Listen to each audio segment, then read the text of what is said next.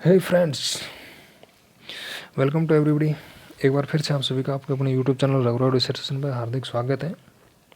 कैसे हो आप सब? आई होप सभी खुशी खुशी होंगे, सब राज्य खुशी होंगे, कुशल मंगल होंगे। किसी को कोई किसी तरह की दिक्कत होगी तो सॉल्यूशन निकालने की अपने आप कोशिश करेंगे। ठीक है, उससे पहले मैं आपको एक बात बता दूँ। आज अपन एक वीडियो राष्ट्रपति की सीरीज़ में ही अगला वीडियो है, पार्ट तीसरा है। ठीक है, तो इसमें अपन जितने राष्ट्रपति हुए हैं अब तक उनके कार्यकाल के बारे में चर्चा करेंगे और उनसे रिलेटेड जो इम्पोर्टेंट फैक्ट हैं कि कौन से राष्ट्रपति कार्यकाल में क्या हुआ, कोई स्पेशल उनके बारे में बातें होंगी, उन सब बातों की चर्चा करेंगे। ठीक है, तो वीडियो के साथ बने रहें, लास्ट तक बने रहें, वीडियो देखें। आई होप वीडियो आपको पसंद आएगी बहुत ज़्यादा। उससे पहले चैनल को सब्सक्राइब कर लें, अपने दोस्तों के पास शेयर कर दें, ज़्यादा से ज़्यादा वीडियो को लाइक कर दिया करो, कमेंट कर दिया करो। ठीक है, तो चलिए करते हैं शुरुआत। पहला राष्ट्रपति की बात आती है। पहला राष्ट्रपति कौन था? पहला राष्ट्रपति डॉक्टर राजेंद्र प्रसाद जी से थे। अपने देश के पहले राष्ट्रपति थे जिनको संविधान सभा ने अप्रूव किया था, जिनको संविधान सभा ने निर्वाचित किया था, जिनको संविधान सभा ने अपॉइंट किया था कि भाई हाँ, डॉक्टर राजेंद्र प्रसाद पहले राष्ट्रपति होंगे भारत के। इनका कार्यकाल सबसे लंबा रहा। सबसे लंबा राष्ट्रपति का कार्यकाल डॉक्टर राजेंद्र प्रसाद जी का रहा। सबसे ज़्यादा बार राष्ट्रपति निर्वाचित भी डॉक्टर राजेंद्र प्रसाद हुए, सिर्फ 2 बार। ठीक है, 1952 से लेकर 1962 तक राष्ट्रपति रहे थे डॉक्टर राजेंद्र प्रसाद जी। कोई ज़्यादा बड़ी इनके बारे में कोई विशेष बात नहीं है, सिर्फ ये ही बातें हैं कि एक तो इनका कार्यकाल सबसे लंबा रहा, एक सबसे ज़्यादा बार निर्वाचित हुए। वैसे ये इनको ना बिहार से रिलेटेड थे, आप ध्यान करोगे इस चीज़ को। ठीक है, नंबर दूसरे में बात आती है डॉक्टर सर्वपल्ली राधाकृष्णन। इनका कार्यकाल रहा था 1962 से लेकर 1967 तक, 5 साल पूरा कार्यकाल किया था इन्होंने, डॉक्टर सर्वपल्ली राधाकृष्णन। इनके जन्म दिवस से 5 सितंबर को शिक्षक दिवस मनाया जाता है, ये चीज़ याद रखना आप। ठीक है, ये पहले इसी पे मेरे ये ध्यान में आ गई। ठीक है, पहले राष्ट्रपति जिनको भारत रत्न मिला था 1954 में। 1954 में भारत में भारत रत्न पद की इस पुरस्कार की पद नहीं, पुरस्कार की घोषणा की गई थी, सॉरी। भारत रत्न की शुरुआत 1954 में की गई थी और पहले आदमी थे, पहला राष्ट्रपति भी था, पहला भारतीय नागरिक भी था। मतलब पहला पर्सन, कोई भी पहला पर्सन था जो जिसे भारत रत्न मिला था, तो डॉक्टर सर्वपल्ली राधाकृष्णन जी थे। भारत के दूसरे राष्ट्रपति थे। इनको शुरुआत हुई भारत रत्न को 1954 में, उसी टाइम भारत रत्न दिया गया था। ठीक है, पहले राष्ट्रपति थे जो उपराष्ट्रपति से राष्ट्रपति निर्वाचित हुए थे। ठीक है, उसके बाद में ये गैर राजनीतिक राष्ट्रपति थे। ठीक है, ये इनकी पृष्ठभूमि राजनीतिक नहीं थी, इनको राजनीति से कोई मतलब नहीं था। ये एक दार्शनिक थे, शिक्षक थे एक। ठीक है जी, तभी तो इनके जन्म दिवस 5 सितंबर को शिक्षक दिवस के रूप में मनाया जाता है। अब अगली बात आती है, नंबर 3 पे आते हैं डॉक्टर जाकिर हुसैन, प्रथम मुस्लिम या अल्पसंख्यक राष्ट्रपति डॉक्टर जाकिर हुसैन। इनका कार्यकाल 1967 से 69 तक रहा था, 3 साल तक रहा था, क्योंकि फिर इनकी डेथ हो गई थी। पहले अल्पसंख्यक या पहले राष्ट्रपति थे जिनकी पद पर रहते हुए मृत्यु हुई थी। कार्यकाल के दौरान मरने वाले पहले राष्ट्रपति थे, 1969 में मरे थे। वही उपराष्ट्रपति से राष्ट्रपति निर्वाचन। मैक्सिमम राष्ट्रपति ऐसे आएंगे जो उपराष्ट्रपति से प्रमोट होकर राष्ट्रपति बने, पहले उपराष्ट्रपति बने फिर राष्ट्रपति बने। ठीक है, हाँ एक बात हो रही है, राष्ट्रपति या उपराष्ट्रपति भी बनने से पहले ही, ठीक है, उपराष्ट्रपति बनने से पहले ही बहुत से देशों में भारत के राजदूत रहे हैं। ठीक है, कई देशों में राजदूत रहे हैं डॉक्टर जाकिर हुसैन। अब इनकी मृत्यु हो जाती है 1969 में, 1967 में बने थे, 2 साल बाद में इनकी मृत्यु हो जाती है। इनको भारत रत्न और पद्म भूषण दोनों पुरस्कार दिए गए हैं। डॉक्टर जाकिर हुसैन को पद्म भूषण पहले मिल गया था और भारत रत्न इनको राष्ट्रपति बनने से पहले मिल गया था। ऐसे नहीं है कि 1967-74 के बीच में भारत रत्न पुरस्कार मिला। डॉक्टर जाकिर हुसैन जी को भारत रत्न पुरस्कार मिल गया था 1963 के आसपास। ठीक है, 1963 का मिला था कि 1964 का मिला था, इनमें से शायद 1963 ही होगा। 1963 में इनको डॉक्टर जाकिर हुसैन को भारत रत्न पुरस्कार मिला था। ठीक है, अब डॉक्टर जाकिर हुसैन जी की मृत्यु हो जाती तो उसके बाद में कार्यवाहक राष्ट्रपति बनाया जाता है, तो कार्यवाहक राष्ट्रपति किसे बनाया जाता है? वीवी गिरी को बनाया जाता है। उस टाइम वीवी गिरी उपराष्ट्रपति थे, तो नॉर्मल सी बात है राष्ट्रपति का कार्यभार वही संभालेंगे, ठीक है। अभी 6 महीने के अंदर राष्ट्रपति के चुनाव भी होने होते हैं, तो वीवी गिरी को क्या लगता है कि मुझे तो भाई राष्ट्रपति बनना है, मैं तो चुनाव में खड़ा हूँ, मैं 6 महीने के और राष्ट्रपति बनूंगा, मैं तो पूरे 5 साल के लिए बनूंगा। तो वो राष्ट्रपति उपराष्ट्रपति पद से अपना त्यागपत्र दे देते हैं, ठीक है। उपराष्ट्रपति पद से अपना त्यागपत्र दे देते हैं। तो अब उपराष्ट्रपति नहीं रहा वीवी गिरी, तो राष्ट्रपति कहाँ से बनेगा? यानी कि ना राष्ट्रपति है ना उपराष्ट्रपति है, अपना खाली, दोनों पद खाली हैं। तो उसके बाद में क्या होता है कि अगर ऐसा होता है तो भारत का जो सुप्रीम कोर्ट का मुख्य न्यायाधीश है, CJI है, जो चीफ जस्टिस ऑफ इंडिया है, वो कार्यभार संभालता है राष्ट्रपति का। तब M हिदायतुल्लाह जी उस टाइम CJI होते हैं, 1969 में CJI M हिदायतुल्लाह जी थे, मोहम्मद हिदायतुल्लाह जी थे, तो वो मुख्य नहीं राष्ट्रपति का पद संभालते हैं फिर, ठीक है।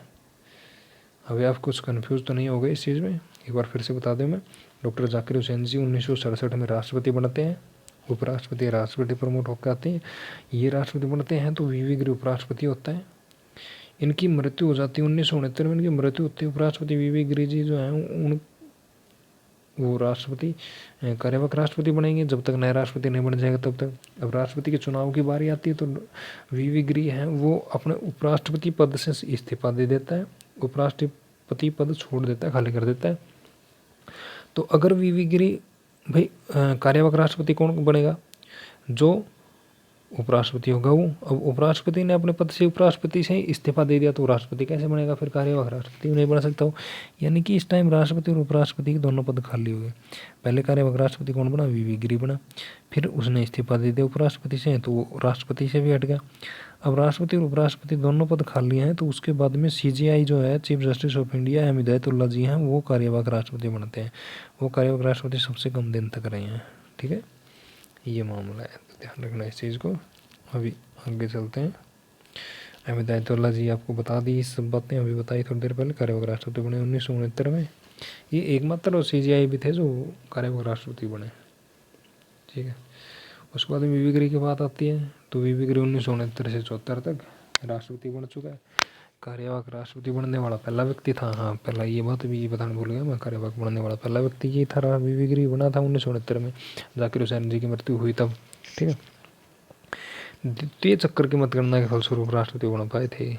दूसरे सेकंड राउंड की मतगणना हुई, उसमें राष्ट्रपति बने थे। पहले चक्कर की मतगणना में राष्ट्रपति नहीं बन पाए थे, ठीक है। वीवी गिरी को भारत रत्न भी मिला है। इनको इनका कार्यकाल खत्म होने के बाद 1975 में भारत रत्न दिया गया था, ठीक है। वीवी गिरी को राष्ट्रपति को वीवी गिरी जी को भारत रत्न कब मिला? 1975 में मिला, ठीक है। अगली बात आती है छठे राष्ट्रपति अपने कौन होते हैं। उसके बाद में फखरुद्दीन अली अहमद जी होते हैं। फखरुद्दीन अली अहमद जी के बारे में एक विशेष बात याद रखना कि सर्वाधिक बार अध्यादेश जारी किया है फखरुद्दीन अली अहमद ने। कितनी बार? 29 बार। फखरुद्दीन अली अहमद ने 29 बार अध्यादेश जारी किया था। कि कोई तो एक बार भी, वो देखो कि कोई राष्ट्रपति तो एक बार भी अध्यादेश जारी नहीं करता, और फखरुद्दीन अली अहमद ने 29 बार अध्यादेश जारी करते। इनका कार्यकाल रहा था वीवी गिरी का खत्म होता है 74 में, तो इनका शुरू होता है 74 से 77 तक, 3 साल तक रहता है। वो ही फखरुद्दीन अली अहमद दूसरे अल्पसंख्यक राष्ट्रपति थे, दूसरे मुस्लिम राष्ट्रपति थे। पहले जाकिर हुसैन जी थे, उनकी मृत्यु हो चुकी थी। अभी इनकी मृत्यु भी हो जाती है 1977 में। कार्यकाल के दौरान ये भी मर जाते हैं। कार्यकाल के दौरान मरने वाले दूसरे राष्ट्रपति और अंतिम राष्ट्रपति हैं ये फखरुद्दीन अली अहमद जी, ठीक है। इन्हीं के टाइम में, फखरुद्दीन अली अहमद के टाइम में तीसरा आपातकाल लगता है। इंदिरा गांधी के द्वारा लगाया जाता है, जो 1975 से 70 में इंदिरा गांधी अप्रूव लगवाती है, ठीक है। 42 संविधान संशोधन होता है 1976। सबसे विशेष बात है, सबसे इंपॉर्टेंट बात है कि 42 संविधान संशोधन 1976 किसके शासन का, किस राष्ट्रपति के कार्यकाल में हुआ? तो ये फखरुद्दीन अली अहमद जी के कार्यकाल के दौरान हुआ, ठीक है। अभी इनकी मृत्यु हो जाती है तो उसके बाद में कौन बनता है? कार्यवाहक राष्ट्रपति बनाया जाता है बीडी जत्ती जी को। बीडी जत्ती उस टाइम उपराष्ट्रपति थे, तो बीडी जत्ती को कार्यवाहक राष्ट्रपति बनाया जाता है, ठीक है। 1977 में ये थोड़े दिन के लिए रहे थे कार्यवाहक राष्ट्रपति का। कितना मैक्सिमम टाइम 6 महीने का, तो 6 महीने में तो राष्ट्रपति का चुनाव करवाना जरूरी हो जाते हैं, करवा दिए जाते हैं। अभी बात आती है नीलम संजीव रेड्डी जी की। नीलम संजीव रेड्डी का टाइम रहा था 77 से 82, पूरा टाइम किया इन्होंने। नीलम संजीव रेड्डी जी 1977 में राष्ट्रपति बने थे और 82 तक ही रहे थे। सबसे कम उम्र के राष्ट्रपति थे ये रहा, सबसे कम उम्र के, सिर्फ 64 साल थी इनकी एज। 64 साल से छोटा कोई नहीं बना है आज तक, राष्ट्रपति पद पे कोई नहीं पहुंचा। ये 2 बार जब राष्ट्रपति बने उससे पहले 2 बार तो लोकसभा के अध्यक्ष रह चुके थे, ठीक है। चौथी और छठी लोकसभा थी शायद, उनमें उसमें नीलम संजीव रेड्डी जी लोकसभा अध्यक्ष रह चुके थे। उसके बाद में बात आती है ये इसमें राष्ट्रपति चुनाव में खड़े हुए तो एक बार हारे, और दूसरी बार जब ये नीलम संजीव रेड्डी जी खड़े हुए थे निर्विरोध निर्वाचित हुए थे राष्ट्रपति में। एकमात्र राष्ट्रपति हैं जो निर्विरोध निर्वाचित हुए, ठीक है। सबसे कम उम्र के राष्ट्रपति भी यही हुए हैं, नीलम संजीव रेड्डी जी। अभी अगली बात आती है ज्ञानी जैल सिंह जी के बारे में। ज्ञानी जैल सिंह जी पहले सिख राष्ट्रपति थे, ठीक है। उसके बाद में मनमोहन सिंह जी भी आए थे, पहले सिख राष्ट्रपति थे। सबसे कम पढ़ा लिखा राष्ट्रपति था भाई साहब ज्ञानी जैल सिंह जी। ज्ञानी जैल सिंह जी का टाइम रहा था 82 से 87। अभी नीलम संजीव रेड्डी जी 82 में रिटायर हुए थे, तो इनके बाद में 82 से 87। 1982 से 1987 तक ज्ञानी जैल सिंह जी भारत के राष्ट्रपति रहे थे। भारत के राष्ट्रपति पद को सुशोभित किया इन्होंने, सबसे कम पढ़े लिखे राष्ट्रपति थे। इससे पहले ज्ञानी जैल सिंह जी पंजाब के सीएम रह चुके थे। जेबी विट्टो का प्रथम बार प्रयोग किया था, विट्टो में फिर पढ़ा देंगे आपको, लेकिन यहाँ पे बता दें मैं, जेबी विट्टो का पहली बार प्रयोग किया था ज्ञानी जैल सिंह जी ने 1986 में। डाकघर संशोधन विधेयक आया था, उसके संबंध में ज्ञानी जैल सिंह जी ने जेबी विट्टो का प्रयोग किया था। यानी कि वो विधेयक जब राष्ट्रपति के पास आया, ज्ञानी जैल सिंह जी के पास आया, उसको उस पर सहमति देने के लिए अपनी, तो इन्होंने उसको अपनी पॉकेट में रख लिया और बोले कि मैं नहीं दूंगा इस पर सहमति, मैं नहीं निकालूंगा इसको, पॉकेट में रख कर भूल गए उसको, ठीक है। चलिए आगे चलते हैं। ज्ञानी जैल सिंह जी सबसे कम पढ़े लिखे थे और पहले सिख राष्ट्रपति थे, पंजाब के सीएम रह चुके थे उससे पहले, और जेबी विट्टो का प्रयोग करने वाले पहले राष्ट्रपति ज्ञानी जैल सिंह जी थे। उसके बाद में डॉक्टर शंकर दयाल शर्मा जी का नंबर आता है। डॉक्टर शंकर दयाल शर्मा जी का टाइम क्या रहा, कार्यकाल क्या रहा, 1992 से 97। इससे पहले यार रामास्वामी वेंकटरमण जी कहाँ चले गए?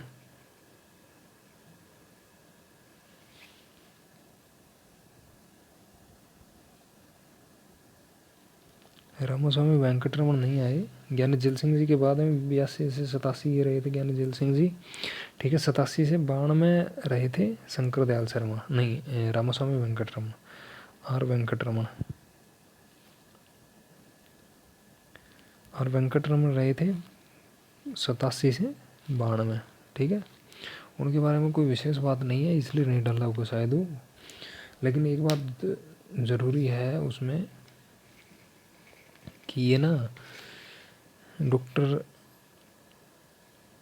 नहीं, रामास्वामी वेंकटरमण जी के कार्यकाल में 4 प्रधानमंत्रियों ने काम किया था। रामास्वामी वेंकटरमण जी के समय में 4 पीएम बदले थे उस टाइम, सरकार अस्थिर सी हो गई थी, ठीक है।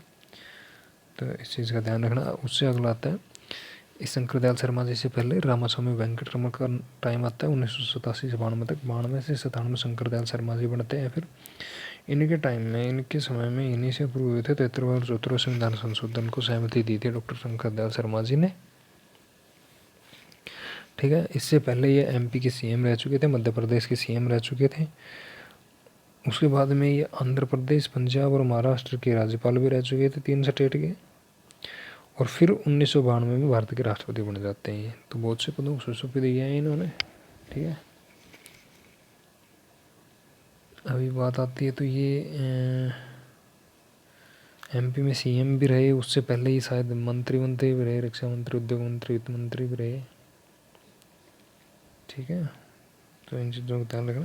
डॉक्टर शंकर दयाल शर्मा जी का 92 से 97 कार्यकाल रहा था। 73वां 74वां जो पंचायत राज से रिलेटेड हैं, ये संविधान संशोधन 1993 92 93 में हुई थी। इनको अनुमति प्रदान डॉक्टर शंकर दयाल शर्मा जी ने ही की थी। एमपी के सीएम रह चुके और आंध्र प्रदेश, पंजाब और महाराष्ट्र के राज्यपाल रह चुके, ठीक है। अब अगला आता है के.आर. नारायणन जी। के.आर. नारायण भारत के पहले दलित राष्ट्रपति थे, पहले थे, एकमात्र नहीं, पहले राष्ट्रपति थे भाई, एकमात्र नहीं, क्योंकि अभी अपना जो वर्तमान राष्ट्रपति नहीं सॉरी, रामनाथ कोविंद जी जो हैं ये भी दलित नहीं हैं, दलितों से बिलोंग करते हैं, दलित कैटेगरी से बिलोंग करते हैं। ठीक है। के आर नारायणन जी का टाइम रहा था 1997 से 2002 के बीच में। ये 1997 में राष्ट्रपति बने थे, 2002 में इनका कार्यकाल पूरा हुआ। पहले दलित राष्ट्रपति थे के आर नारायणन जी। ठीक है। इससे पहले ये यूएसए, चाइना, तुर्की और थाईलैंड 4 देशों में भारत के राजदूत रह चुके थे। ठीक है। दलित राष्ट्रपति और 4 देशों में भारत के राजदूत रहने वाले एकमात्र राष्ट्रपति के आर नारायणन जी। ठीक है, ध्यान रखना इस चीज़ को। यूएसए में, चाइना में, तुर्की में और थाईलैंड में 4 देशों में राजदूत रहे थे भारत के आर नारायणन जी। अगली बार आते डॉक्टर एपीजे अब्दुल कलाम जी की। महान राष्ट्रपति, महान वैज्ञानिक। ठीक है, मैं बिग फैन हूँ अब्दुल कलाम जी का। इनका कार्यकाल रहा 2002 से 2007। ये मतलब कि गैर राजनीतिक पृष्ठभूमि वाले राष्ट्रपति थे। इनका राजनीति से कोई मतलब नहीं था। 2002 से 2007 के बीच में इनका कार्यकाल रहा था। ठीक है, गैर राजनीतिक पर, क्योंकि साइंटिस्ट थे, मिसाइल मैन बोला जाता है इनको। मिसाइल बनाई इन्हीं की वजह से, हमने पोखरण परमाणु परीक्षण किए, वो सब इन्हीं की देन है। ठीक है, जनता का राष्ट्रपति बोला जाता है। ठीक है, भारत रत्न से भी इनको सम्मानित किया गया, डॉक्टर एपीजे अब्दुल कलाम जी को 1997। ये तो बने उससे पहले, बहुत पहले 1997 में ही इन्हें भारत रत्न मिल चुका था। ठीक है, आम आदमी के राष्ट्रपति थे, आम आदमी के। इन्होंने कोई एक सबसे बड़ी इंपॉर्टेंट बात आपको बताऊँ मैं, कि भारत के 2 राष्ट्रपति ऐसे हुए हैं जिन्होंने सैलरी नहीं ली। राष्ट्रपति को जो सैलरी मिलती थी पहले 1.5 लाख रुपये मिलती थी, अभी नरेंद्र मोदी सरकार में 5 लाख मिलने लग गई। उसके बाद में इन्होंने बढ़ा दी, उस चीज़ को बहुत ज़्यादा बढ़ा दिया। तो एक तो डॉक्टर एपीजे अब्दुल कलाम जी, एक डॉक्टर राजेंद्र प्रसाद जी, इन दोनों ने कभी सैलरी नहीं ली। राष्ट्रपति पद की इन्होंने कभी सैलरी नहीं ली। इन्होंने अगर उसके बाद में, क्योंकि राष्ट्रपति थे तो उस टाइम सब कुछ इनके लिए फ्री था, हर सुविधा फ्री थी। लेकिन जब ही राष्ट्रपति से रिटायर होते हैं उसके बाद में इनको कुछ फैसिलिटी दी जाती है, लेकिन कुछ फैसिलिटी ऐसी भी होती हैं जो इन्हें खुद अपने व्यवस्था खुद करनी होती है। तो इनको जो बाद में पेंशन मिलती थी, उस पेंशन में से भी ये इतना हिस्सा अपने पास रखते थे जितने की इनको ज़रूरत है, जिससे इनकी आवश्यकताएं पूरी हो जाए। उसके अलावा टोटल पेंशन को ये डोनेट कर देते बच्चों की शिक्षा के ऊपर। ठीक है, ये चीज़ ध्यान रखना। महान वैज्ञानिक भारत के बात आती है। उसके बाद में श्रीमती प्रतिभा पाटिल जी की। प्रतिभा पाटिल जी 2007 से 12 के बीच में हुई थी। एकमात्र भारत की महिला राष्ट्रपति रही हैं, एकमात्र महिला राष्ट्रपति। उससे पहले राजस्थान के राज्यपाल थी। राजस्थान की भी एकमात्र महिला राज्यपाल हैं। ठीक है, उससे पहले ना उसके बाद में राजस्थान में कोई महिला राज्यपाल बनी, एकमात्र महिला राष्ट्रपति बनी है प्रतिभा पाटिल जी। 2007 में बनी, 2012 तक रही थी। अभी अगला नंबर किनका, प्रणब मुखर्जी जी का, 2012 से 17 के बीच में। प्रणब मुखर्जी 2012 में बने थे और 2017 में रिटायर हो गए थे। ठीक है, और उससे पहले ही मनमोहन लाल जी की सरकार में, मनमोहन जी की सरकार में रक्षा मंत्री रह चुके, वित्त मंत्री और विदेश मंत्री। वित्त मंत्री काफ़ी टाइम रही प्रणब मुखर्जी जी, उससे पहले विदेश मंत्री रहे और फिर रक्षा मंत्री भी रहे थे। ठीक है, तो प्रणब मुखर्जी जी मनमोहन सरकार में रक्षा मंत्री, वित्त मंत्री और विदेश मंत्री रहे। 2012-17 तक इनका कार्यकाल रहा। अब लास्ट आता है अपना वर्तमान जो रामनाथ कोविंद जी हैं, इनकी बात आती है। तो इन्होंने 25 जुलाई 2017 को पदभार ग्रहण किया।